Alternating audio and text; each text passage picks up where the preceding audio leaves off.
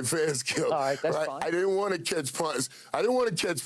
And I got to Miami, since we were talking about Jimmy, and Jimmy put me back there, and Melvin Bratton said to me, all you have to do is drop one, Michael. Jimmy, he didn't any mistake. Yep. So, right, you don't ever have to do it again. We were playing Rice.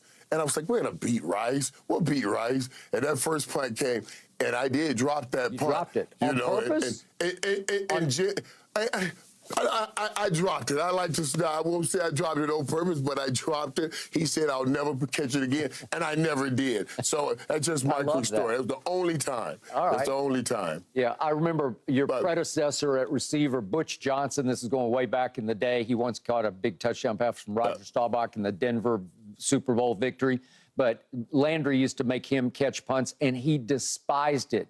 He said it was the hardest thing to do in football because you got people bearing down on you at full speed in the wind and maybe some rain. And you're trying to watch the tail of that ball and which way it spins. That'll tell you which way the ball is dropping. And what he saw, the tail spinning away. When the tail is spinning away from you, you have to chase it like that. They say, let that go. Let it go, because it's a hard ball as it drops. So, yeah, that was a big mistake. But, boy, and I'm telling you, seriously, for him to hold on to that ball once he got his hands on it, because that's force coming with him, that ball pops right back up. That's not a safety. That should have been a touchdown. That should have been a touchdown for Alabama. He got rocked, and he hung on for dear life. He got rocked.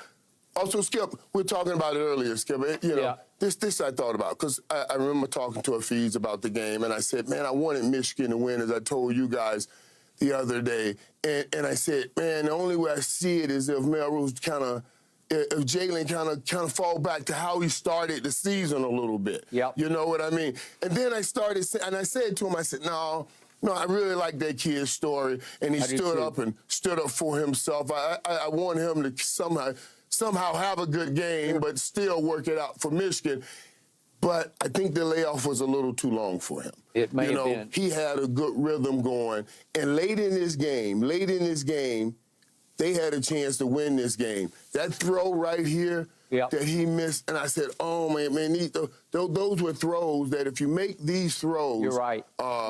They have a chance at kicking that field goal and winning that game in regulation. So, yeah, I felt bad for him in the end. You saw how frustrated he was throwing his helmet at the end, and I felt bad for him. Okay, and he got sacked 6 times, 5 times in the first half, which made it disastrous for Alabama.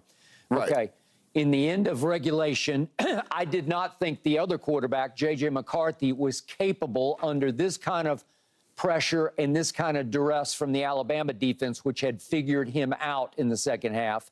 I did not think he could go 75 yards in 8 plays for a touchdown, which he pulled off. But the key throw came with 2:10 left in that drive. It's a 29-yarder to Roman Wilson. If you remember this, the ball gets tipped at the line of scrimmage. It's too high, and Roman Wilson still is able to rise up. He's not the biggest kid, and snatch it out of the Rose Bowl Pasadena sky. This ball is tipped at the line and goes up. And that's the play of the game for Michigan, because that sets them up in business inside the 5-yard line, and they cash that in on a little pop pass. So the point is, now I thought maybe Harbaugh might even go for 2 at that point, but he went ahead and took the point. So now we're going to overtime, and I still doubted that J.J. McCarthy could settle himself down enough to make enough plays to outplay Jalen Milroe in overtime, but it didn't matter about J.J. McCarthy, because if we could see the 2 carries in overtime by Blake Corum, he is a small man with a big heart, and he is hard to get on the ground. The first carry, he bounces it out to the right and escapes a couple tackles and makes 8 yards. Yeah.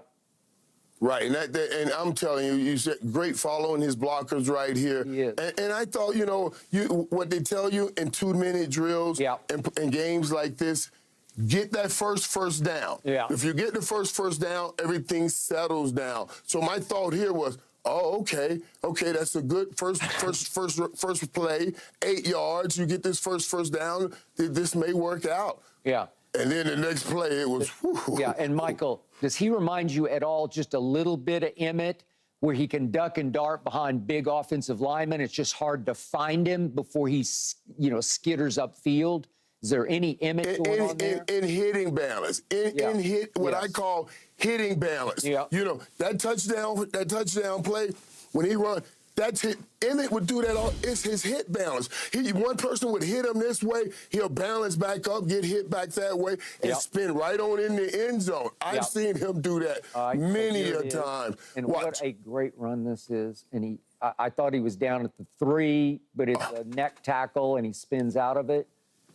He's got quick feet. Right. He has got what, Norv Turner used to say about Emmett, he's got such great quickness in a confined space. So does this kid. I'm not saying he's Emmitt Smith, but he's got some similarities. Some similarities. And I think it's so funny because you see Emmett don't like he's running that fast, moving up the field, but he does have quick feet in those small areas, man. Let me tell you something. That drive that Michigan made and those plays that you just showed in overtime, this was a team that made up their mind they're not losing that football game. You know what I mean? That's what you talk about that pass, that big play. This was a team that came together, and I thought usually you're going in overtime. They won't hold up in overtime.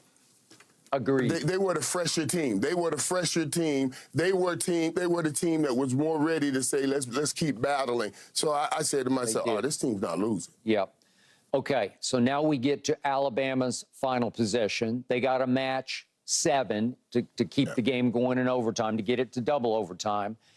And it comes down to 4th and goal at the 3-yard line. And each team, there are 2 timeouts called, one by Michigan, one by Alabama, as they're playing chess back and forth. And Coach Saban said after the game that they actually changed the play 3 times with each timeout. Timeout change, and then they change again. So it's 3 different ideas. He would not say what the first 2 ideas were, the concepts. But you know what happened on 4th and goal from the 3. I was virtually certain it was going to be Jalen Milroe running. I didn't know if he'd roll out and do run-pass option. But the snap is low. Maybe it blew the timing of the play. Maybe he didn't get off, out of the blocks quite on time. Right there. Yeah. Right there, that block where we got 65 knocked back into Milroe's right there. Yep. That's what, Skip, that's what they're talking about when they say you got to move this line of scrimmage. Yep. And they moved that line of scrimmage. They reset it. And that's surprising to see Alabama get handled like that on the line of scrimmage. They got handled. And, Michael, to me, that was, I know these are just kids, but that was a manhood play. That was just strength on strength. It was will on will. And one thing I love about Jalen Milroe, his height and weight are not listed at that. He doesn't, he's like 6'2", 215, but he runs like he's 240 to me. And he runs with incredible acceleration and incredible power and incredible will. So I can't hate the idea of putting the game in Jalen's hands, but it was such a simple play. It's just, Jalen, run it down their throats. There's no flash and dash to it. There's no whipped cream to it. There's nothing cute about it. It's just, Jalen, take it and run straight up the gut. And what Saban said after the game was, we thought they were going to sort of all-out blitz. We thought they were going to pressure from everywhere and that we could hit a gap. So Jalen was supposed to look for the gap and split potential blitzers and try to get 2, 3. Like, if you hit a gap, you're going to score. But obviously, he just ran right into a big blue stone wall in the middle of the field, and he went nowhere fast. So, Michael, was there any, did you sit back and say, gee, should you have tried to do something a little more deceptive, a little more tricky? Is there a Tim Tebow jump pass in the repertoire where you take it and, look like you're going to run with it and jump at the last second and pop it to one of your wideouts? Is there a sprint right option, which is a run pass option, where you roll him out and let him have the option? And that's what I would have wanted, Skip. That's what I thought you'd have tried. Because listen, we just talked about how this had been a trench battle. This had been a trench battle. Alabama's usually dominating the trenches, They are. and this had been a battle. Yeah. I am not going to just, for the whole game, everything's on the line right here, just run him in right up into that whole battle. This is, like you said, this kid can move. I'm going to get him outside, and even, you know, in some kind of way, I wanted to get him outside. I wanted to get him on the sprint option, like you say, to give me two options. To give me somebody short, somebody deep, and his ability to run. Agreed. And his ability to run. I'll sprint the first man out with him running wide, then I'll send a back man to the back end zone, and the other man coming across late with him sprinting to one side, man. I just want to have all those options on that play. Agreed. Because if it don't work, you put the ball in the end zone and give them a chance to make a play. But that play right there, I was shocked that they ran that play. All right. So in the end, remember what Jim Harbaugh said just before the game on ESPN, that he could not remember a game he had coached in which he believed going in that it would be won and lost in the trenches like this one. To your point, this is strength on strength.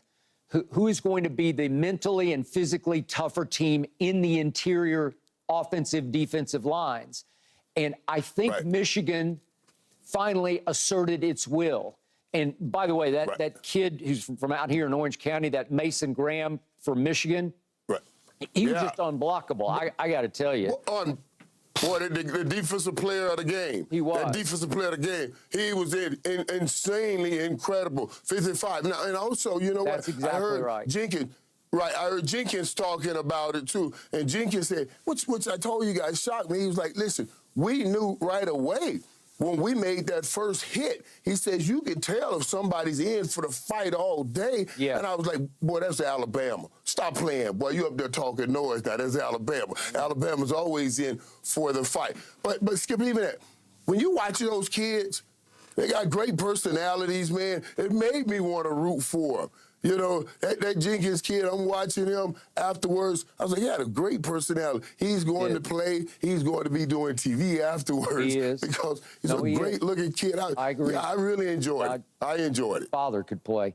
But that Mason Graham scared me because I'm afraid he's going to wind up being a little better than the guy we drafted in the first round, this past draft out of Michigan, Mozzie Smith, who is yet to sort of get his feet underneath him as a pro football player. Maybe I'll be wrong about that. I hope so. But, man, that Mason Graham was something. But if you look... Another T.J. Watt situation, you think that looks like another T.J. Watt situation where we lose out on Watt. So in the end, Alabama goes 3 for 13 on third down, but Michigan only went 2 for 11 on third down, did make the 2 fourth downs that it converted. But Alabama was held to 288 total yards in a national semifinal. That will work. So Michigan's defense did hold up, kept Jalen Milroe to a low roar, and I think they, in the end, deserve to win, and I do think they're going to win the national championship. We'll talk about that in just a few minutes.